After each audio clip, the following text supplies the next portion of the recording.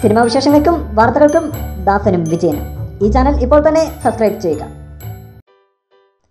മലയാളത്തിൻ്റെ സൂപ്പർതാരം പൃഥ്വിരാജ് ആദ്യമായി സംവിധായകൻ്റെ കുപ്പായം അണിയുകയാണ് ലൂസിഫർ എന്ന ചിത്രത്തിലൂടെ. ചിത്രം ഈ മാർച്ചിൽ തിയേറ്ററുകളിലെത്തും. മോഹൻലാലും പൃഥ്വിരാജും ഒന്നിക്കുന്നു എന്നത് തന്നെയാണ് ലൂസിഫറിൻ്റെ പ്രധാന ഹൈലൈറ്റ്. ഒപ്പം മുരളി ഗോപിയുടെ തിരക്കഥയും. മലയാള സിനിമയിൽ ഏറെക്കാലത്തിന് ശേഷമായിരിക്കും ഒരു പൊളിറ്റിക്കൽ മാസ് ത്രില്ലർ ഇറങ്ങുന്നത്.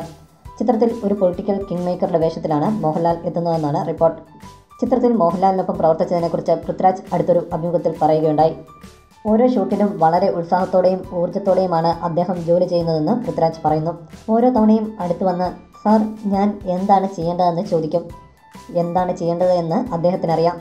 എന്നിട്ടും സംവിധായകൻ എന്താണ് ഓരോ ഷൂട്ടിൽ നിന്നും ആഗ്രഹിക്കുന്നതെന്ന് മനസ്സിലാക്കാനാണ് മോഹൻലാൽ ശ്രമിക്കുന്നത്.